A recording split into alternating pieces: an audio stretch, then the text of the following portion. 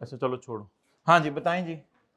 Kaif 2 lecture number 100 part FB।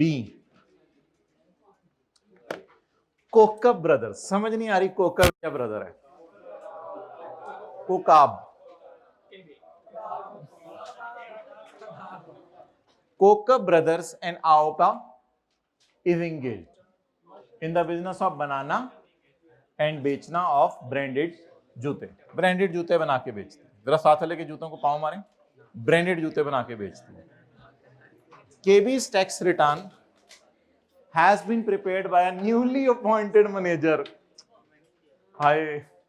who has presented the following computation: profit before tax। ये profit से चला तो हम भी फिर प्रॉफिट से चलते हैं। अकाउंटिंग सेक्शन ऐड कर दिया है, माशाल्लाह। बैडेड एक्सपेंस, बैडेड एक्सपेंस ऐड होते हैं, बैडेड रिटर्न ऑफ माइनस होता है। बैडेड एक्सपेंस अंदाजा होता है, बैडेड रिटर्न ऑफ एक्चुअल खर्चा होता है। बैडेड return of tax following deduction taxable income, वो प्रॉफिट से चला है, अकाउंटिंग डिडक्शन ऐड करके टैक्सेशन माइनस किया और बैडेड एक्सपेंस ऐड करके बैडेड रिटर्न ऑफ माइनस किया। देखने में सब कुछ सही है, अभी तक कोई मसला नहीं। प्रॉफिट में ये मसले हैं जो उसने सही नहीं किए, यानी कुछ और एडजस्टमेंट्स भी होती है ना। न्यूमेरिकल में ये 4 तो नहीं होती, न्यूमेरिकल में तो 15-16 एडजस्टमेंट्स होती हैं, तो वो उसने सिर्फ कितनी रिकॉर्ड की हैं बेचारे ने? 4। Profit before tax, bad debts return of में मसला है, टैक्स डेप्रिसिएशन भी गलत है, टैक्स एक्शन में मसला है। Additional information under the provision income tax rule में prepare a revised computation of total income taxable income, ignore minimum tax, show all exemptions, ignore surcharge. ओए सर मैंने तो कभी जिंदगी में ये नोट नहीं पढ़े थे। अल्लाह अकबर, इग्नोर सरचार्ज है नहीं, सुभान अल्लाह। आज के बाद पढ़ा करूंगा क्योंकि मेरी टाइम में आएगा इग्नोर अबव क्वेश्चन। अच्छा नो तो ज्यादा हो गई। अच्छा चलो चलें जी। अच्छा एडजस्टमेंट्स बड़ी आसान सी हैं क्योंकि मैंने कहा था आज रिवीजन होनी है। ये परचेज ऑफ रॉ मटेरियल है, ऑफिस को खरीदा है और सॉफ्टवेयर की लाइसेंस फी है, इंटरेस्ट इनकम इधर डाल दी है और बैडेड रिटर्न ऑफ में एक मसला है, इंपोर्टेड प्लांट की डिडक्शन निकालनी है, गाड़ी की डिडक्शन निकालनी है और सवाल खत्म। चलें जी, इसलिए आपको जहमत दी थी हमने। शुरू करें। Working number 1, income from business. भाई टेकिंग लगा लें, टेकिंग लगा लें। कोई कॉन्सेप्ट आया तो मैं खुद बताऊंगा।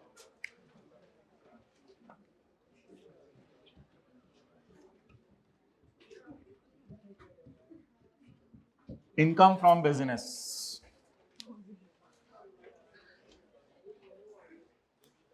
अच्छा मेरे दिल में एक बात आ रही है कि हम ऐसे करते हैं, 1 मिनट, क्या हम इन 4 फिगर्स को थोड़ा सा अंदर रख लेते हैं, अगर कोई मसले हुए तो ठीक है, उनको सेट करके बाहर ले आएंगे, वरना बाकी एडजस्टमेंट्स तो फिर सवाल में करनी है ना इंशाल्लाह। सवाल में 3-4 तो नहीं होती, सवाल में तो पीबीटी के आगे बहुत ज्यादा एडजस्टमेंट्स होती हैं।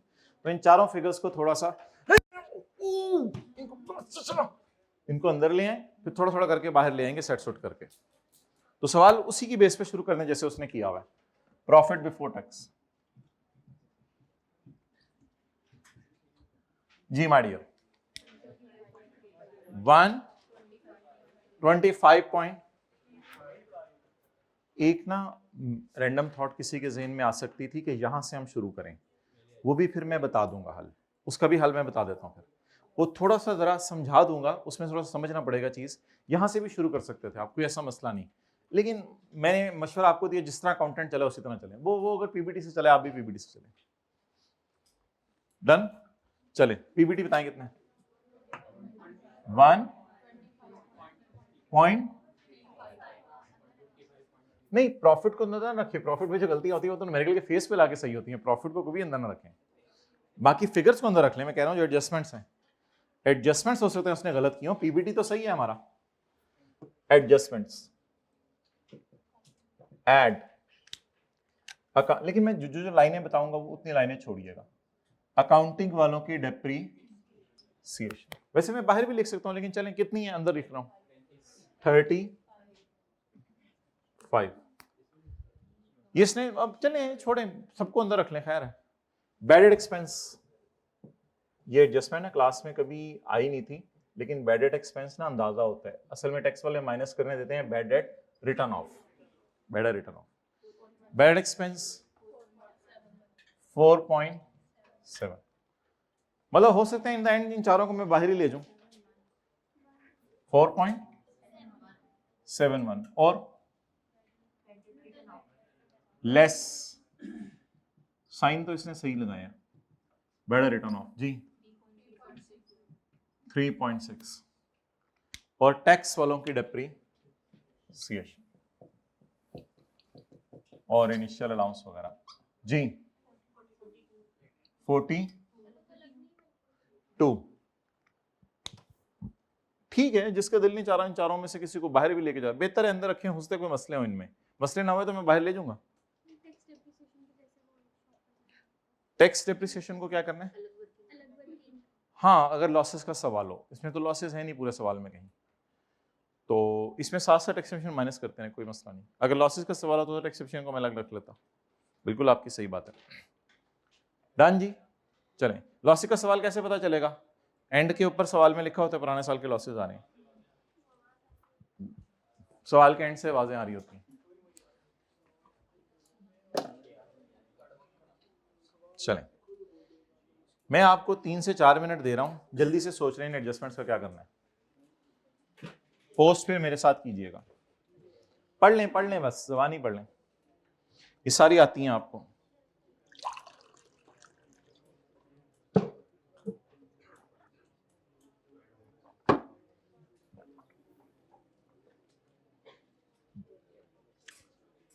भाई वो सर के लिए चाय मंगवाओ।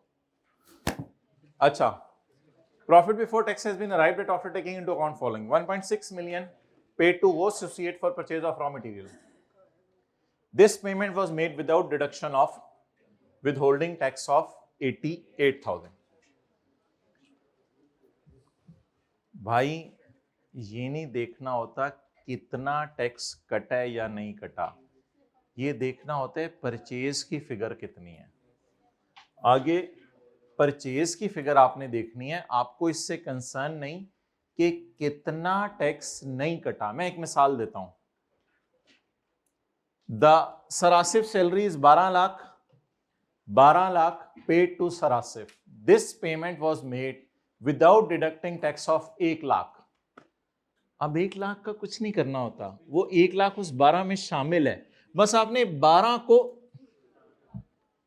लेकिन परचेज लोअर ऑफ करके उल्टाते हैं, वो अलग डिस्कशन है, उसको छोड़ें।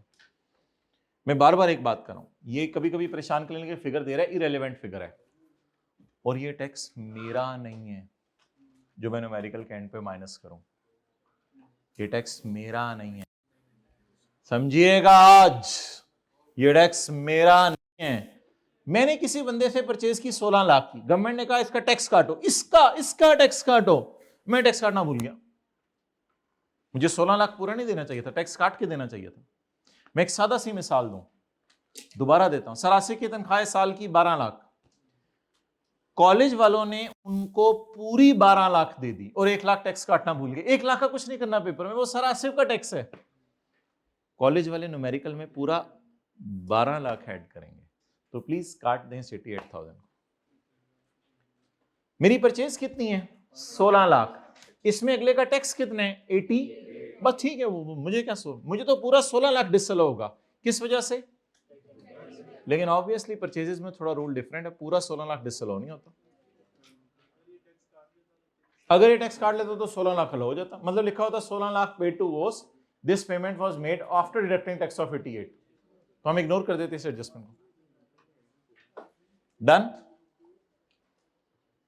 मैं बार बार बोल रहा हूं, फिर दोबारा बोल रहा हूं, पढ़ें। Rupees 12 lakh paid to Sarasif for salary, this salary payment was made without deducting tax of 1 lakh. No, you're not supposed to do anything for 1 lakh. You are supposed to fully disallow 12 lakh. बोले बार बार। अच्छा, एक दफा सवाल पेपर में ये भी आया था, rent expenses 9 lakh and tax of 1 lakh is not deducted on it. बस पूरा 9 लाख को उल्टा दें, पूरा 9 लाख को उल्टा दें, कोई मसला नहीं। लेकिन परचेज में आपको पता है वो पूरे को नहीं उल्टाते होते, बल्कि तो लिख लें ये किसी का टैक्स है, ये हमारा टैक्स नहीं है जो एंड पे माइनस करना है। हम जो टैक्स काटते होते हैं वो किसी का टैक्स होता है, हमारा नहीं, हमारा नहीं होता, किसी का टैक्स होता है, हमारा, हमारी जिम्मेदारी होती है उसका टैक्स काटना।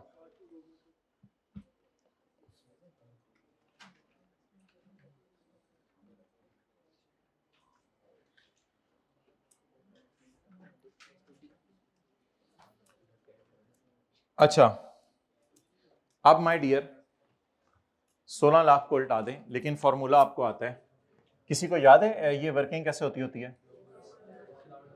Purchase disallowed, lower of what and what? Purchase on which lower of, purchase on which tax not deducted 1 point। अब 20% टोटल परचेज का लेना होता है, लेकिन टोटल परचेज गिवन ना हो तो इसी को टोटल समझ लेना होता है ब्रो, इसी को टोटल समझ लेना होता है। चलें सारे फॉर्मूला याद करें। परचेज को कैसे डिसअलाउ करते हैं? Lower of purchase on which tax is not deducted and 20% of total purchase, 20% of purchase 1.0.32।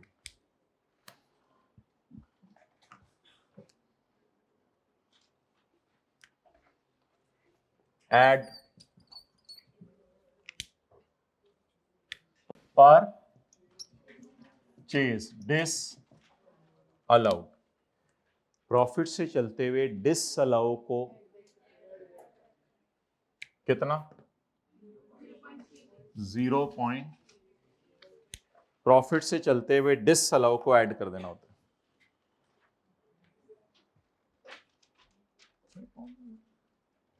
ले अगला पढ़ें। 8 million as down payment for, और बताएं भाईजान, एक सेक्शन हमने पढ़ा हुआ है कैपिटल नेचर के खर्चे माइनस करने की इजाजत, बल्कि इनकी क्या माइनस करने की इजाजत है? बेटा मैं कैसे डेप्सियन माइनस करूं? अभी तो डाउन पेमेंट हुई है, एडवांस पे किए या फुल पेमेंट कर दिया? बस ये उल्टा दें, इजी मार्क्स भी होते हैं कभी कभी पेपर में। ऐड कितना? 8। ये मार्क्स इजी लिया करें जल्दी से। ऑफिस स्पेस मतलब बिल्डिंग होती है, मतलब ऑफिस स्पेस ये नहीं कि मैं खला में कोई ऑफिस बना रहा हूं, ऑफिस स्पेस। आगे चलें।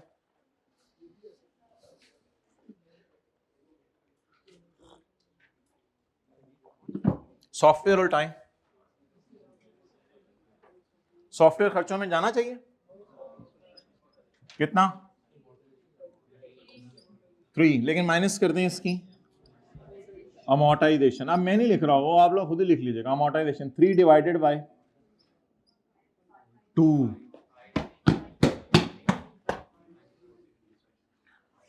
और मंथ्स पे नहीं डेज पे एलोकेट करते हैं, लेकिन डेज तो अवेलेबल नहीं है क्योंकि साल के पहले दिन ना, बल्कि डेज अवेलेबल हैं, बस 365 डिवाइड बाय 365 का क्या फायदा?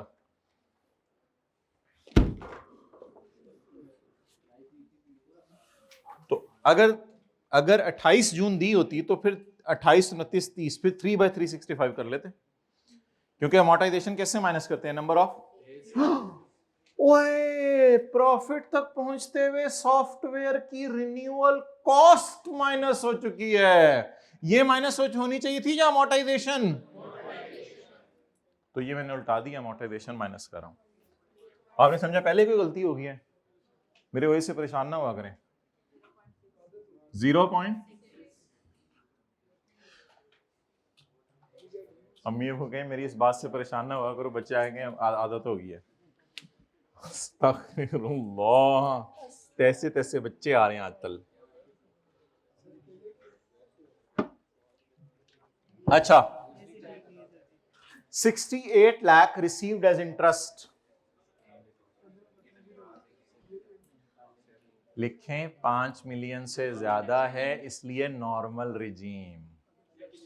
अगर इंटरेस्ट 5 मिलियन से ज्यादा है तो नॉर्मल रिजीम, यहां से तो निकाल देते हैं, यहां से निकाल देते हैं, लेकिन ये नॉर्मल रिजीम है तो निकालें इसको। 5 मिलियन से ज्यादा है इसलिए नॉर्मल रिजीम है। वैसे 5 मिलियन ये वाली फिगर नहीं देखनी होती, ग्रॉस फिगर देखनी होती है। 5 मिलियन वो देखनी होती है। कैलकुलेटर पकड़े, 6.8 डिवाइड बाय 85 मल्टीप्लाइड बाय, लेकिन यहां से तो 6.8 निकाले ना, लेस इंटरेस्ट इनकम कितनी। खुदा के लिए फिगर्स फेस पे डायरेक्ट ना लेके जाया करें, लॉसेस का चैप्टर पढ़ लिया हुआ, कोई लॉसेस भी आ सकते हैं, वर्किंग में लेके जाएं। Working number 3, income from normal regime. Normal regime लिख लें अपनी किताब पे, इंटरेस्ट 5 मिलियन से ज्यादा है जी। 600 हाँ, बैंक का रेट 20% है जी, वो दिया होगा। हाँ, बैंक 20% काटता है और डिफेंस सेविंग सर्टिफिकेट वगैरह वाले, लेकिन ये बैंक मेंटेन विद बैंक है।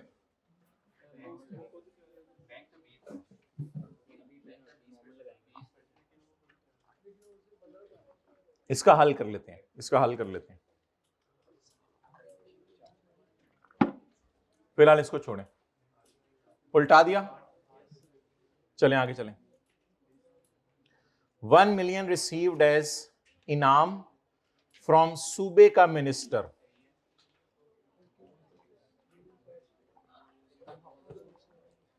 मैंने कहा था प्रेसिडेंट ऑफ पाकिस्तान से अगर इनाम मिले वो माफ है। ये प्रेसिडेंट से मिला या प्रेसिडेंट के बाप, प्रेसिडेंट से मिला या प्रोविंशियल मिनिस्टर से मिला, तो ये तो माफ नहीं है। लेकिन अगर किससे मिलता फिर क्या होता, प्राइम मिनिस्टर से मिले, प्रोविंशियल मिनिस्टर से मिले, फिर ये माफ। लेकिन बेहतर है इसको अदर सोर्स में डाल दें, बिजनेस में ना पढ़ा रहने दें। मेरे दिल में आ रहा है, आप लोगों ने पढ़ा भी रहने दिया तो गलत था तो इसको अदर सोर्स में डाल दें। मतलब वन ऑफ मींस के अवार्ड मिले ना किसी चीज के ऊपर, ये बिजनेस तो नहीं है आपका।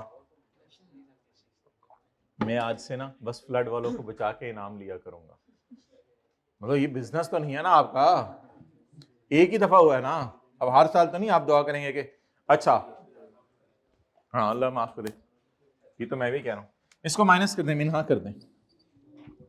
तोहफा किसकी तरफ से मिला है, गवर्नमेंट की तरफ से। वैसे तो अम्मी अब्बू की तरफ से मिलता था तो उसको हम कहीं नहीं लेके जाते थे, नॉन रिलेटिव से मिलता था इनकम फ्रॉम, बस ठीक है ये तोहफा है, इसको अदर सोर्स में ले जाए, मिनहा करें, अदर सोर्स में ले जाए तोहफा,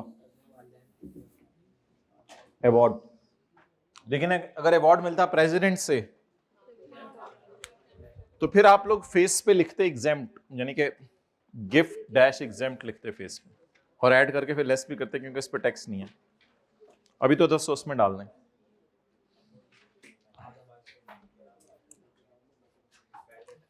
वैसे कोई काम का सवाल कराना चाहिए था, मजा नहीं आ रहा। अच्छा, पॉइंट नंबर 2, ये कॉन्सेप्ट बहुत पुराना पड़ा हुआ है और इसकी कभी रिवीजन भी नहीं हुई, तो जबानी सुन लें। बैड डेट माइनस करने की 4 शराइतें। बैड डेट माइनस करने की, पास्ट में सेल में गया हो, वेल डन, इनकम में गया हो पास्ट में, ये क्या हो रहा है भाई इसकी कुर्सी को बार बार, पास्ट में सेल में गया हो, रीजनेबल ग्राउंड्स हो कि वो बंदा पैसे लेके भाग गया, अकाउंटिंग वालों ने भी राइट ऑफ कर दिया हो, मैक्सिमम उतना राइट ऑफ किया जा सकता है जितना। लेकिन अगर आप किसी को लोन दें, एडवांस दें, वो पैसे लेके भाग जाए तो वो पास में इनकम में नहीं गया होता, वो बैड डेट फिर माइनस करने की इजाजत नहीं है। Bad debt return of include 1.72 to a supplier who became include an advance। तो हमने किसी सप्लायर को एडवांस दिया था, वो पैसे लेके भाग गया। अब कॉलेज के एतबार से मिसाल सुन लें, जो मुराकबे में गए हुए हैं, कॉलेज के एतबार से मिसाल सुन लें। स्टूडेंट से पैसे आने थे, एंट्री कर ली डेटर डेबिट सेल क्रेडिट, और स्टूडेंट ने पैसे ना दिए, तो स्टूडेंट से पैसे आने थे कॉलेज को, और स्टूडेंट से पैसे आने थे, एंट्री कर ली debtor student debit sale credit fees income credit, और बाद में स्टूडेंट ने कहा मैं नहीं पैसे दे सकता, उस बैड डेट को रिकॉर्ड कर लें। लेकिन अगर हमने जनरेटर वाले को एडवांस पकड़ाया हुआ था, ये पकड़ो एडवांस, तो हमने एडवांस पकड़ाते हुए सेल तो नहीं रिकॉर्ड की होगी, हमने शायद एंट्री की होगी एडवांस डेबिट कैश क्रेडिट। बाद में उसको फोन किया, किसी ने बताया वो तो चला गया चीचू की मलियां, एडवांस लेके भाग गया हमारा। बताएं ये पास्ट में सेल में गया, रीजनेबल ग्राउंड्स हैं, लेके भी भाग गया, अकाउंटिंग वालों ने भी राइट ऑफ कर दिया, लेकिन पास्ट में सेल में नहीं गया ना, इस वजह से बैड डेट माइनस करने की इजाजत नहीं। लिखें आज, अगर आप किसी को लोन वगैरह या एडवांस पैसे दें और वो लेके भाग जाए आपको, सॉरी पैसे, अगर आप, कई तो बंदे भी लेके भाग जाते हैं लोग, अगर आप किसी को लोन दें या एडवांस पैसे दें और वो रन और वो भाग जाए, तो ये bad debt return of minus करने की इजाजत नहीं है टैक्स वालों की नजर में। तो ये bad debt return of tax वालों की नजर में माइनस करने की इजाजत नहीं है, क्योंकि पास में इनकम में नहीं गया, क्योंकि पास में सेल में, पास में इनकम में नहीं गया।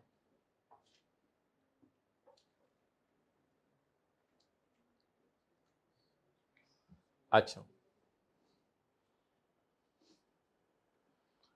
आप बताएं मुझे कि बैड डेट रिटर्न ऑफ हैं कितने, bad debt return of total कितने हैं? 3.6। उसमें से कितने, अस्सलाम वालेकुम, मैं असर तक आऊंगा इंशाल्लाह। अच्छा, हैं कितने बैड डेट रिटर्न ऑफ? 3.6। उसमें से कितने ऐसे बैड डेट हैं जो कि टैक्स वालों की नजर में बैड डेट है ही नहीं? आपने ये सफा खोला हुआ था, किसी बंदे ने, पता नहीं, इधर सफा खोला हुआ था, तो ये मैंने आपको कॉन्सेप्ट करवाया हुआ है। इस कॉन्सेप्ट के साथ आप लिख लें, पेज नंबर, इधर ही लिख लें, इस कॉन्सेप्ट के साथ आप लिख लें page number 181, scenario number 2, example 2। Page 181 में एग्जाम्पल 2 में मैंने आपको कहा था ये बैड डेट नहीं है, पेज 181 में एग्जाम्पल 2। अच्छा, मैं आपको वो रिवाइज नहीं करवाना चाह रहा, पेज 181 एग्जाम्पल 2, मैं सादा सी बात आपको बताना चाह रहा हूं जो आप पल्ले बांध लें। जो हमारे बिजनेस के कस्टमर्स होते हैं वो अगर पैसा लेके भागें तो फिर ठीक है, वो बैड डेट रिटर्न ऑफ है। अगर किसी को लोन दिया हुआ है या किसी को वैसे एडवांस पैसे दिए हैं और वो पैसे लेके भाग जाए तो वो बैड राइट ऑफ करने की इजाजत। अब बैड रिटर्न ऑफ में कैसा बैड रिटर्न ऑफ पड़ा जो माइनस करने की इजाजत नहीं है, तो इसको पड़ा रहने दें या निकाल दें यहां से, -1 अब बाहर जो फिगर आएगी ये जेन्युइन बैड डेट आ जाएंगे ना, फेक बैड डेट माइनस कर दिए हमने, तो जेन्युइन बैड डेट आ जाएंगे। ये जेन्युइन बैड डेट होंगे, ये वो बैड डेट होंगे जो कि लोग हमारे फिजिकली पैसा लेके भागे हैं और हमारे कस्टमर्स हैं। ये बैड डेट माइनस कर लीजिएगा, बताएं कितने हैं ये बैड डेट? 1.8, ये बैड डेट माइनस कर लें, कोई नहीं। ओके,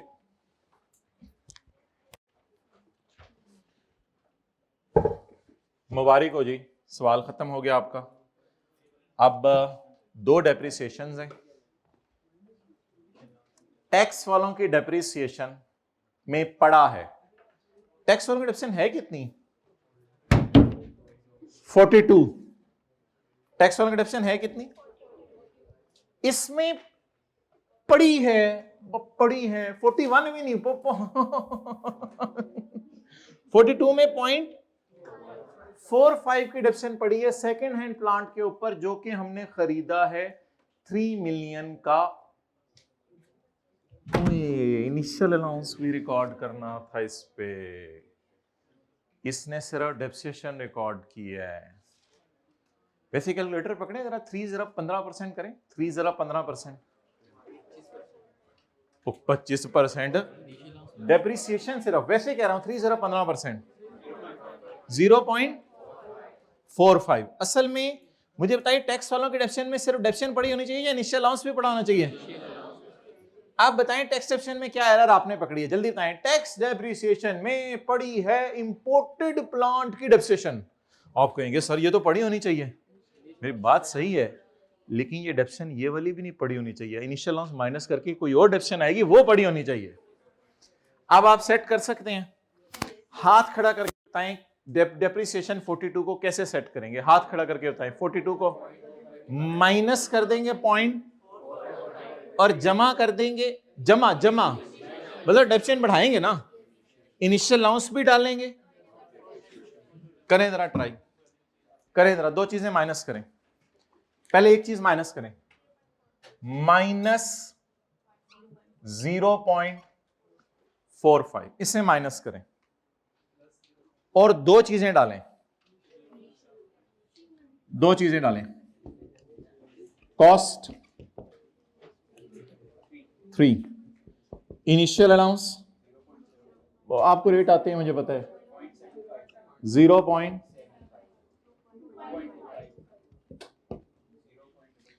और डेप्शन ज्यादा आगे ना लेके जाओ, 3,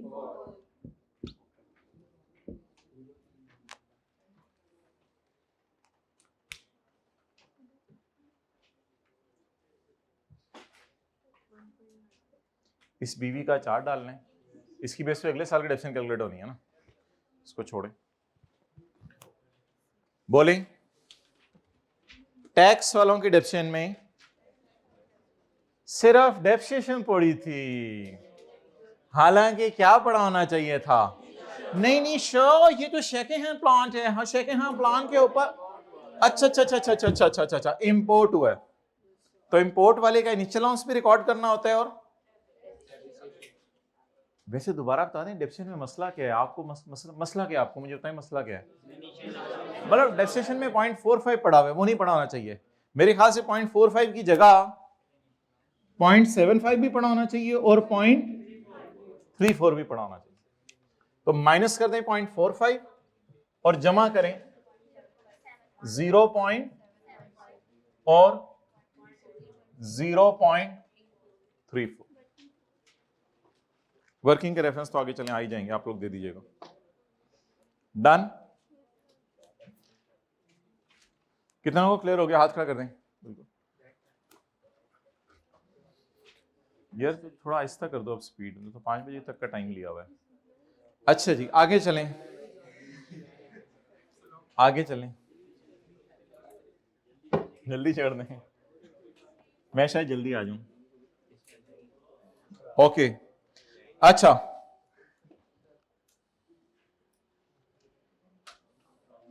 भाई कुर्बानियां देनी पड़ती हैं, पता नहीं आप लोग कुर्बानियां देते हैं या नहीं देते हैं। परसों मौसम बड़ा अच्छा था, बेगम असर के बाद वो बच्चों को लेने जा रही थी मदरसे से, तो मैंने सोचा कि मौसम अच्छा साथ बैठ जाते हैं, लेकिन वो सीआर वालों को होमवर्क का सोल्यूशन भेजना था, मैं नहीं गया। तो भाई इसी तरह आप ज़िंदगी गुजर रही है, अब क्या करें, बहुत से ऐसे मौके आते हैं, पता नहीं आप लोगों के लिए क्या क्या करना पड़ता है। लेकिन अच्छा जी अगला बुलेट मारें, 0.78, परसों सीआर वाले बैठे नहीं, ईपीएस का होमवर्क जो भेजना था, 0.78 on on on on on on on car provided to 0.78 की और भी डेप्शन पड़ी है, जो गाड़ी किसको प्रोवाइड की है, अपॉन कंप्लीशन। ओ ये तो डेप्शन पड़ी नहीं होनी चाहिए थी, ये तो कार प्रोवाइड की है सीएफओ को, मतलब उसे ट्रांसफर कर दी है, तो हमारी तो गाड़ी बिक गई है, बेचने के साल में तो डेप्शन आनी नहीं चाहिए, इसको तो सिर्फ माइनस करना है। आगे ना पढ़ें, आगे ना पढ़ें, मुझे तो यहीं तक बात समझ आ गई है। 0.78 की डेप्शन पड़ी हुई है टैक्स वालों की, कट मुंह चो बॉल पॉइंट कट। 100 लेक्चर हो गए अभी तक तुझे समझ नहीं आई कि उंगलियां और बॉल पॉइंट नहीं खानी होती, प्रॉपर रजिस्टर खाया करो। पूरे सफे खाया कर, अब तो बॉल पॉइंट का जमाना चला गया, अब मार्कर खाते हैं लोग अब। अच्छा रुपीज, देख इधर, ₹0.78 ऑन कार लिखे ना। प्रोवाइडेड का मतलब होता है हमेशा के लिए, नहीं ये वो प्रोवाइडेड नहीं है, आगे जाके लिखा हुआ है कि इसे बेच दिए, ट्रांसफर्ड है। यहाँ मुझे पता है मैंने प्रोवाइडेड का मतलब आपको बताया हुआ है, थोड़े अरसे के लिए दी हुई है, आगे जाके उसने लिखा है मैंने ट्रांसफर कर दिया है। आगे से मिला के पढ़े, upon completion of his 5 year the car was sold to CFO, इसलिए बता रहा हूं। तो प्रोवाइडेड को आगे से मिला के पढ़े, खाली प्रोवाइड का लफ्ज ना पढ़े, प्रोवाइड को आगे से मिला के पढ़े और बताएं क्या हुआ है। सोल्ड हो गई है ना, गाड़ी बिक गई है उसको। अब हमारी नजर में तो बिक गई, तो बेचने के साल में टैक्स वाले डेप्सिएट नहीं। प्लांट को तो इसलिए डेप्सिएट किया कि खरीदा था, इस गाड़ी से तो मैंने क्या छुड़ा ली है, जान छुड़ा ली। 0.78 बस चुप करके माइनस कर दे, बाकी फिर बाद में पढ़ते हैं। तो लिख लेना 0.78 के साथ सोल्ड हुए हुए एसेट को टैक्स वाले डेप्सिएट नहीं करते बेचने के साल में। ये पता नहीं कहां से निकाला इसने 0.78, इसको सर्कल लगा के, सोल्ड हुए हुए एसेट को टैक्स वाले बेचने के साल में डेप्रीशिएट नहीं करते। सोल्ड हुए हुए एसेट को टैक्स वाले बेचने के साल में डेप्रीशिएट नहीं करते, लेकिन कर दिया है, डेफिनेशन में पड़ा है, क्या करें, माइनस, थोड़ी जगह नहीं है इधर कर लें, -0.7। लेकिन इसकी डेफिनेशन ना निकालें मेरे ख्याल से, क्योंकि जो सोल्ड हो गया ना, बेचने के साल में तो डेफिसिट नहीं करना। लेकिन गेन लॉस निकाल लेते हैं, गेन लॉस निकाल लेते हैं, क्योंकि देखें अकाउंटेंट ने गेन लॉस रिकॉर्ड नहीं किया हुआ। ये देखें अकाउंटेंट ने गेन लॉस नहीं रिकॉर्ड किया हुआ, देखें देखें देखें देखें, अकाउंटेंट ने गेन लॉस नहीं रिकॉर्ड किया हुआ। गेन लॉस निकाल लें। Upon completion of 5 year useful life in June 2025 the car was sold to CFO. वैसे ना जो आर्म डिस्पोजल्स होती है ना, आर्म डिस्पोजल्स, उनमें रूल पता है क्या है, हायर ऑफ कैश रिसीव्ड और fair value, whichever is higher. तो what is cash received, 2, what is market value. Section 77 का 1 कहता है कि, इसका सर्कल लगा के, सेक्शन 77 का 1 कहता है दोनों में से हायर लें। कितने की बेची उसको, 2 की, और कितने की बिक सकती थी, 5.5। तो दोनों में से मेरे ख्याल से हायर लेंगे कंसिडरेशन, क्योंकि WDV लेके गेन लॉस भी तो निकालना है, हायर 5.5 लेंगे। The car had originally been purchased for 10 million, गाड़ी ओरिजिनली 10 मिलियन की। न्यू ठहर जाए, न्यू कार को देख लेते हैं, पहले पुरानी गाड़ी की बात करें। चलें जी, अब मेरा एक सवाल है आपसे कि पुरानी गाड़ी खरीदी कब थी, अब बताएं ना, मंथ ऑफ परचेज।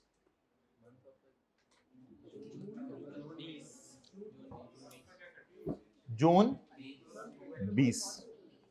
हाँ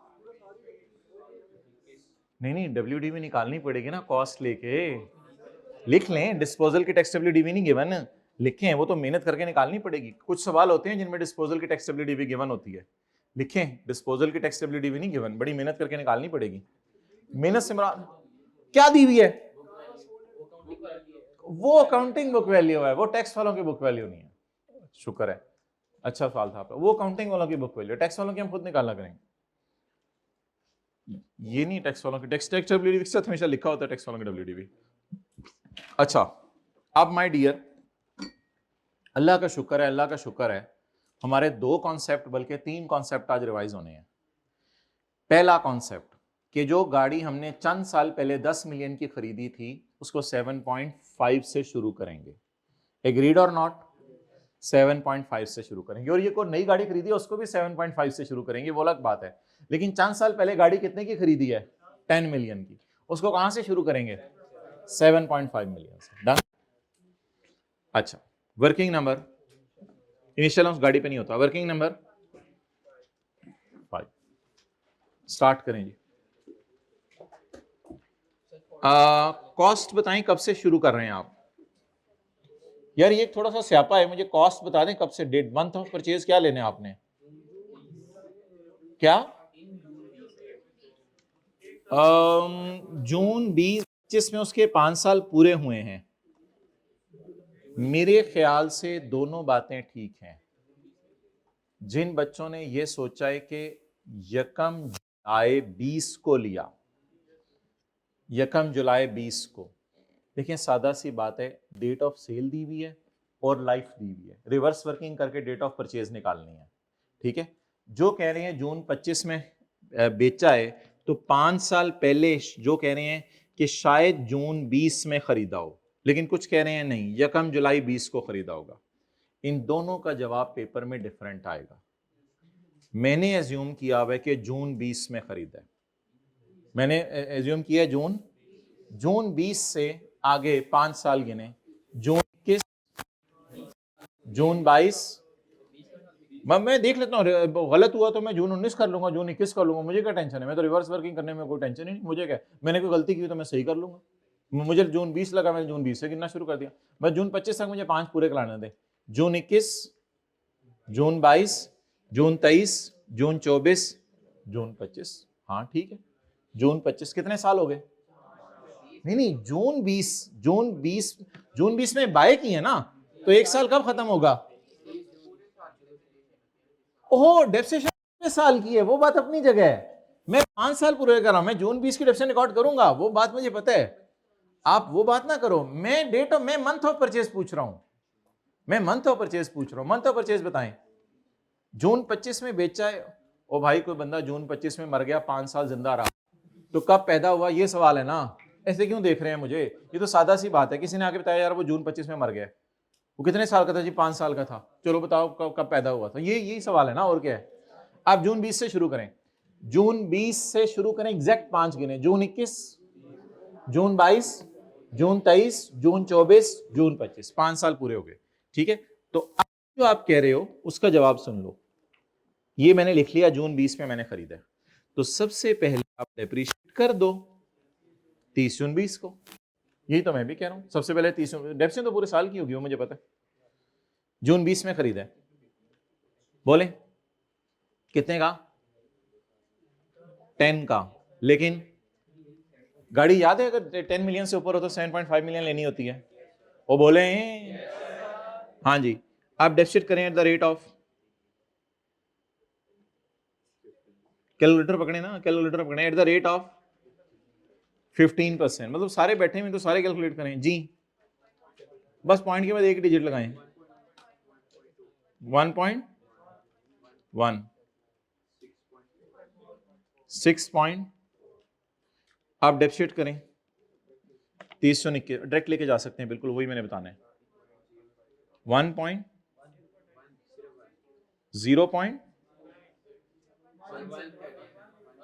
कितना जवाब क्या रहा है? 0.96, ठीक है, 5.4, 30 जून 22,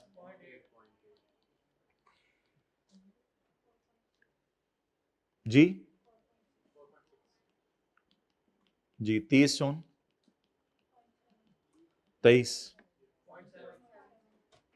0.7, 3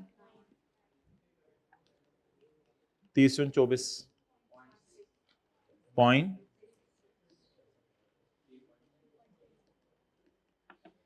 बेचने के साल में डेप्रिशिएट नहीं करना, तो मेहनत करके ये फिगर क्यों निकाल लिया? फिर डिस्पोजल का गेन लॉस निकालना था, डिस्पोजल का। कितने लोगों को डेट ऑफ परचेज समझ आ गई है, जून 20 क्यों लिया है? वैसे एक बात कर रहा हूं, उसने लिखे ना जून 25 में 5 साल पूरे हुए हैं तो आप लोग यकम जुलाई 20 भी एज्यूम कर सकते थे, लेकिन फिर डेप्रिसिएशन 1 साल की कम आनी थी, उससे भी आपका जवाब सही हो जाना था, कोई मसला नहीं है। बेचने के साल में तो कभी भी कोई भी दुनिया का बंदा इजाजत नहीं देता टैक्स वालों की नजर में।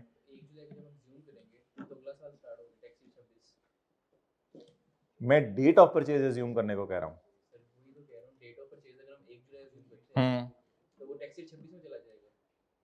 अगर आप डेट ऑफ नहीं, अगर आप डेट ऑफ परचेज यकम जुलाई 20 एज्यूम करते हैं तो 5 साल गिने, 30 जून 25 की रात को एग्जैक्ट 5 साल पूरे हो जाएंगे।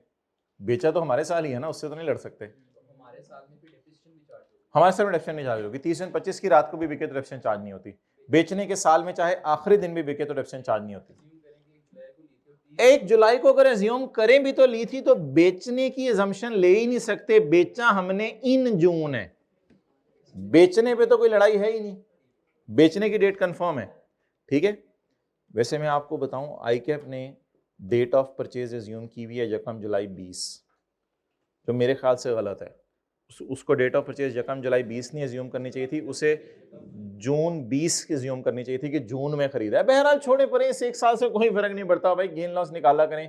कोई आधा नंबर किसी का डेप्रिसिएशन का कट जाना था, असल गेन लॉस निकालने के नंबर हैं, और असल नंबर हैं उसने 10 को काट के 7.5 लिखने के, और असल नंबर है अभी कंसिडरेशन में एक फड्डा होता है कि 10 मिलियन वाला एसेट था और ये था और वो था, वो फड्डा याद है? हाँ, वो वाला फड्डा। 1 साल की डेप्रिसिएशन किसी ने और निकाली, किसी ने और निकाली, इस बहस में ना पड़े मेरे से। मुझे ये बताइए डब्ल्यूडीवी निकालना समझ आ गई है? किसी ने ये निकाल ली होगी, किसी ने 1 साल कम डेप्सिट करके 3.9 निकाल ली होगी। इन चक्रों में ना पड़े, गेन निकालें जल्दी से। वर्किंग नंबर 6, टैक्स वालों का गेन लॉस। अब सारे पेज नंबर बताएं। यहां पर एक इंपॉर्टेंट कॉन्सेप्ट, कंसिडरेशन 2 लेनी है या 5 लेनी है? कंसिडरेशन 2 लेनी है या 5 लेनी है? आज एक धमाका सुने। एक मिनट। कंसिडरेशन 2 और 5 में से हायर लेनी है, लेकिन इस प्रोविजन में लॉ मेकर ने गलती से लिख दिया हुआ है कंसिडरेशन की जगह लफ्ज कंसिडरेशन रिसीव्ड। इस वजह से लोग ये कहते हैं कि यहां फिर हायर ना लो, यहां वही ले लो। ये लॉ मेकर से गलती होगी भी है, उसको लिखना चाहिए था कॉन्सिडरेशन, क्योंकि हर जगह उसने लिखा होता है कॉन्सिडरेशन माइनस कॉस्ट। तो फिर जब लॉ मेकर कोई गलती कर दे तो लोग भी लकीर के फकीर बन जाते हैं, और लोग कहते हैं जो यहां लिखा हुआ है उसी को ले लो, बस ज्यादा अक्लमंद बनने की जरूरत नहीं है। लेकिन इस तरह की अकल आपने नहीं लगानी पेपर में कि यहाँ ये लिखा हो तो उसका ये मतलब है। जो हम आपको क्लास में करा रहे हैं उसी के ऊपर रहिएगा। मैं आपको एक जनरल रूल बता रहा हूं, जिंदगी में कभी भी कोई भी एसेट बिके, प्लांट बिके, मशीन बिके, गाड़ी बिके, सब जो मर्जी बिके, उसमें हमेशा कंसिडरेशन लेनी है हायर ऑफ। शेयर बिके हायर ऑफ एक्चुअल और fair value, higher of actual और फेयर वैल्यू। लेकिन यहां पे ना लॉ मेकर से एक चीज हो गई है, उसने यहां पे लिख दिया है A into B over C में ना एक फॉर्मूला उसने लिखा है, A is the amount received on disposal। असूली तौर पे तो कंसिडरेशन हायर ही लेते हैं, लेकिन उसने यहां क्या लिख दिया, अमाउंट। तो मेरे ख्याल से रिसीव तो फिर 2 मिलियन हुई है, रिसीव 5 मिलियन नहीं हुई। इस वजह से पता नहीं आई क्या इन चक्रों में क्यों पड़ गया, उनको मना भी किया इस तरह के चक्रों में बच्चों को ना डाला कर। चलें जी, ए क्या है जल्दी बोलें? Consideration receive. बी क्या है? अगर खाली कंसिडरेशन लिखा होता तो फिर ठीक है, फिर हायर ले देते, लेकिन उसने क्या लिखा हुआ है तो फिर वो कर नहीं सकते ना। अच्छा, बी क्या है? 7.5, और सी क्या है? Actual cost. एक्चुअल कॉस्ट कितनी है? 10। अच्छा, अब लॉजिक किसी को याद है?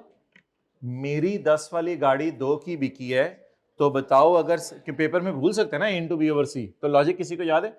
मेरी 10 वाली गाड़ी 2 की बिकी है, तो मेरे कैलकुलेटर बताओ जी 1.5।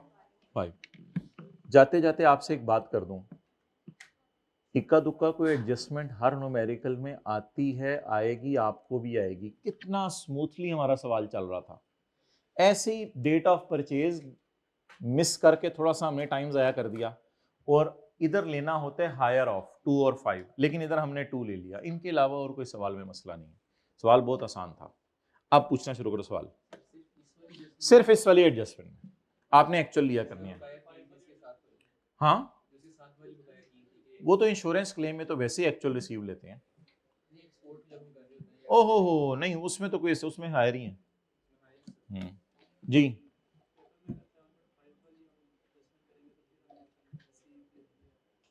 हाँ हाँ हाँ हाँ हाँ हाँ हाँ, हाँ वैसे तो आया नहीं जी। अच्छा भाई बताएं, लेस टैक्स वालों की डब्ल्यू बीवी 3 मजे की बात बताएं, हम सर्टिफिकेट ऑफ मेरिट वाले बच्चों से मिलते हैं, उनसे पूछते हैं, कहते हैं तो हमने पता नहीं क्या किया था, इसको तो याद भी नहीं, पता नहीं छोड़ के आ गई है, ये इस तरह की चीज़ सर्टिफिकेट ऑफ मेरिट आए होते हैं। तो इन चीज़ों की वजह से प्लीज़ परेशान ना हुआ करें, इनकी वजह से कोई पासिंग मार्क्स नहीं आने होते, ना सर्टिफिकेट आना होता है। ये चीज़ें सबके लिए अजीब होती हैं कि डेट ऑफ परचेज ही मिसिंग थी इस अटेम्प्ट में, तो जून 20 बड़ी मेहनत से निकालनी पड़ी। हाँ जवाब बताएं। 1.8 का क्या आया है? लॉस आया है। बस इजी मार्क्स लें आप पेपर जी। 1.8 का लॉस रिकॉर्ड करें। लेस नहीं डेप्शन में ना डालें लॉस को, डेप्शन में ना डालें, इधर अलग से। लेस टैक्स वालों का लॉस कितना? 1.8। उस्मान को बुलाएं, आगे चलें। एक और स्यापा हुआ है, आसान सा है वो। एक नई कार है 15 मिलियन की, वो अब हमने इसको दी है। और एक मिनट, एक चीज मुझे बताएं कि सवाल में अगर लिखा होता एक आखिरी लाइन में कि बताओ इसकी सैलरी में कितना जाएगा, तो सैलरी में पता है क्या जाता है? Fair market value of car minus amount paid by employ to employer. वो तो सैलरी के चैप्टर का अपनी जगह है। सैलरी के चैप्टर में किसी को याद है क्या रूल होता था? Fair market value of asset, 55 lakh वाली चीज मुझे 2 मिलियन में मिल गई, तो 55 लाख माइनस, बीवी को बीवी होने की वजह से नहीं लेना, 2 मिलियन का बेचा है। ये बात याद है? ओके जी। अकाउंटिंग वालों को गेन लॉस बिल्कुल उल्टाना था अगर सवाल ने दिया होता, अब क्या करें? अकाउंटिंग वालों का गेन लॉस अगर आपने उल्टाना है तो आप लोग इस तरह उल्टा सकते हैं कि गाड़ी, एक मिनट, गाड़ी सेल हुई है आपकी 2 मिलियन की, और अकाउंटिंग वालों की, सॉरी गाड़ी बुक्स में पड़ी है 2 मिलियन की और 5.5 की है, तो अकाउंटिंग वालों का गेन लॉस उल्टा दें। आज तक कभी उसने अकाउंटिंग वालों का गेन लॉस ना निकलवाया नहीं, वो हमेशा गिवन करता है और आपसे एक्सपेक्ट भी नहीं करता कि आप करें। लेकिन ठीक है, इस सवाल में अगर आप कर देते तो वेल एंड गुड, डन, कोई मसला नहीं, कर देते, ठीक है, आगे चलें, कर सकते हैं, आगे चलें। क्या चीज? ओ हाँ सॉरी, एसेट बुक वैल्यू पर डिस्पोज हुए गेन लॉस आता नहीं, क्योंकि अकाउंटिंग वाले डिस्पोजल अकाउंट में 5.5 नहीं लेके जाते। एक्सेलेंट, अकाउंटिंग वाले डिस्पोजल अकाउंट में 5.5 नहीं लेके जाते। एसेट कितने पे बिका है? 2 मिलियन पे, और बुक्स में भी कितने पे पड़ा था? 2 मिलियन। तो डिस्पोजल अकाउंट में अकाउंटिंग वाला को जीरो जाएगा। वेल डन, आगे चलें। उन्होंने अच्छा सब पॉइंट हाईलाइट किया था, आपने अच्छा जवाब दिया, मैं जा रहा हूं।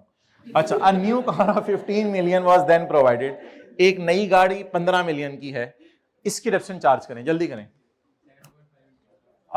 वर्किंग में निकाल लें, वर्किंग में निकाल लें। Working number 7, working number. अच्छा, ये लोग क्या बातें कर रहे थे आपस में, ये सुन लें। ये लोग ये बात कर रहे थे कि अकाउंटिंग वालों का डिस्पोजल अकाउंट जब बनेगा तो हमने उसको 2 मिलियन का बेचा है और पड़ी भी 2 मिलियन पे, तो इसलिए अकाउंटिंग वालों का गेन लॉस उल्टाया नहीं। ओके, वर्किंग नंबर 7 बोलें जी। कॉस्ट नई गाड़ी की 15 को काट के 7.5। भाई इतनी देर में तो मेरे घर से कोई आ जाता अगर बुलाते तो।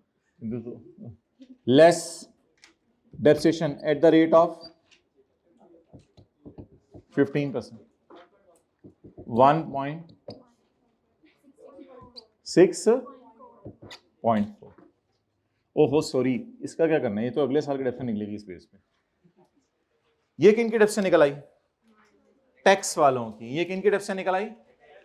वो जो सारी मैंने आपको चीजें कही थी ना, वो एक यूएसपी में डाल के ले आओ, एक फाइल बना के, बार ज्यादा पिक्चर नहीं, एक ही उसमें जी। 7.5 माइनस 1.1 को छोड़े, मुझे सिर्फ डेप्शन बताएं टैक्स वालों की। 1.1।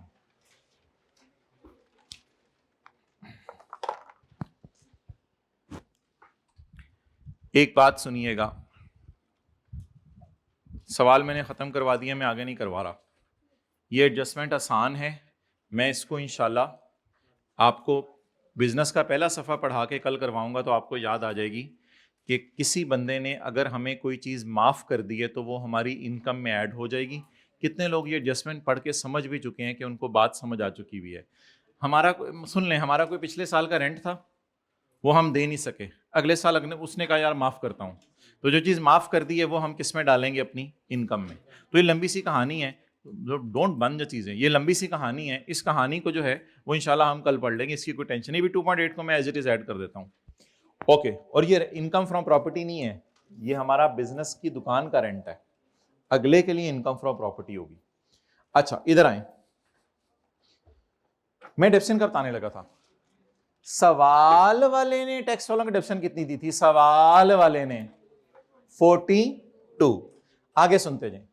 उसने कहा इसमें पड़ी है 0.45 की डेप्रीसिएशन एक प्लांट की। हमने कहा नहीं, इसको जरा साइड पे करो, प्लांट इनिशियल अलाउंस डालो और प्लांट की डेप्री, वो हमने सही कर दिया।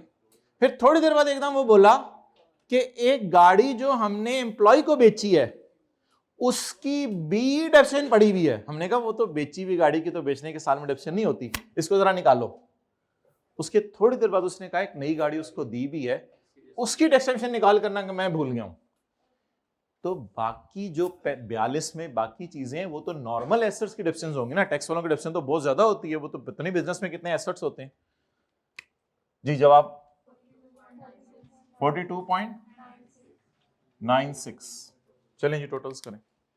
वो एक आखिर से फिक्रा ऐड करवा दें 2.8 का, 2.8 वो कल डिस्कस कर लेंगे। ऐड खुशी, टोटल्स करें, इनको बाहर ले आए। अकाउंटिंग डेफिशन में कोई मसला नहीं है, अल्लाह का शुक्र है, अकाउंटिंग डेफिशन में कोई मसले नहीं है, इसमें भी कोई मसले नहीं है। हमने कुछ फिगर्स को अंदर रखा था क्योंकि उनमें मसले थे। सर आपको कैसे पता चला इन फिगर्स में मसले थे?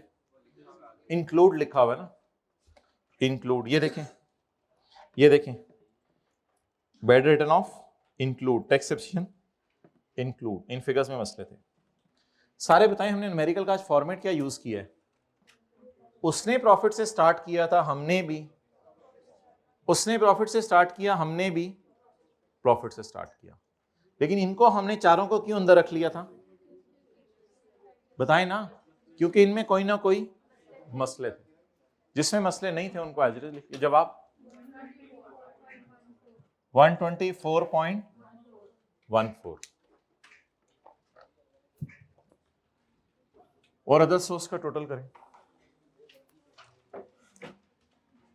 ये मैं कर लेता हूं, मैं मेरे ख्याल से हो जाएगा मेरे से भी। 9 जी बताएं। Income from business 124.14, income from other source 9। Total करें। 1 इंटरेस्ट नॉर्मल रिजीम है ना माय डियर, ये इंटरेस्ट नॉर्मल रिजीम है। इंटरेस्ट अगर 5 मिलियन से, बार बार बोले, इंटरेस्ट अगर 5 मिलियन से तो नॉर्मल रिजीम है, वरना 5 मिलियन से कम है तो फाइनल टैक्स। और डिविडेंड हमेशा ही फाइनल टैक्स रिजीम। अगर कहां से कमा रहे हैं? बाहर के मुल्क से कमा रहे हैं तो नॉर्मल रिजीम। जी total what is this? Total income भी लिख के आया करें और टैक्सेबल इनकम भी लिख के आया करें। उस्मान को जाकर के हमेशा अलग अलग करके ले आए, बट बी क्विक, जो भी करना है जल्दी करें। अच्छा, टैक्स 1610000, ये तो अब याद हो गया हुआ है, जमा 45% ऑफ। हाँ जी, नहीं पॉइंट तो नहीं ना, पूरा भी रुपीज में बताएं। 127540000, 127540000 पॉइंट 003। Ignore surcharge. पता नहीं सोल्यूशन में जाके देखें, मुझे तो लगता है सरचार्ज डाला होगा, वो तो आदत पड़ी हुई है बुरी सरचार्ज डालने की। सॉल्यूशन में भी हमने देखें सरचार्ज डाला हुआ है, इग्नोर किया हुआ है।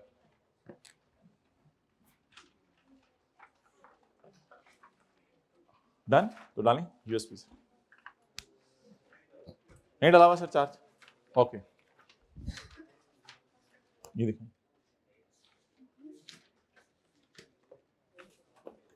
कौन सा आंसर है? Answer number 55।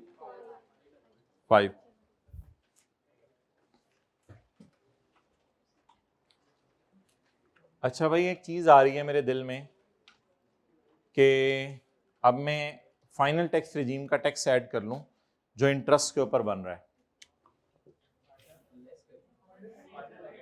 भाई ऐड क्यों करना है? आज तो ये फाइनल टैक्स रिजीम ही नहीं है, ये कौन सी रिजीम है? तो नॉर्मल टैक्स रिजीम है, तो बस फिर क्या टेंशन है? फिर कोई टेंशन ही नहीं। फिर इसका टैक्स अलग से ऐड करना है या इसमें पड़ा हुआ है? लेकिन एक टैक्स वैसे ये पहले आप दे आए हैं गवर्नमेंट को, वो 15% दे के आए हुए हैं, वो माइनस कर लें, वो माइनस कर लें।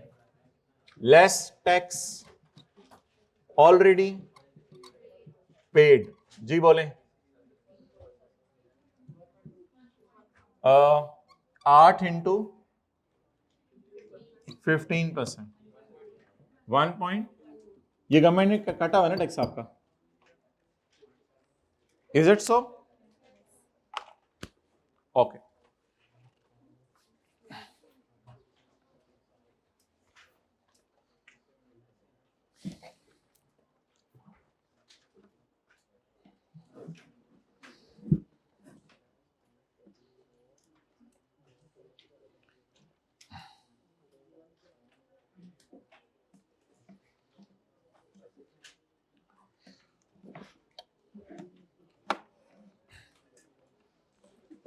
अच्छा भाई, अब पार्ट सी है हमारा, वो हम बनाएंगे। उसमें हम आपको जो बिजनेस की आप हमें समरीज कह रहे थे दे दें, वो हम आपको दिखाने लगे हैं ताकि आप उससे यूज टू हो जाएं। इससे आपका सेक्शन 21 भी रिवाइज हो जाएगा, लेकिन मैं सेक्शन 21 साथ खोल के दिखाऊंगा, फिर साथ साथ रिवीजन करेंगे, इस तरह नहीं। तो पार्ट सी अलग बना लो ताकि ये आप बार बार घर में देख भी सकें। चलो बनाओ जी, अब टेक्स लगा लें, टेक्स लगा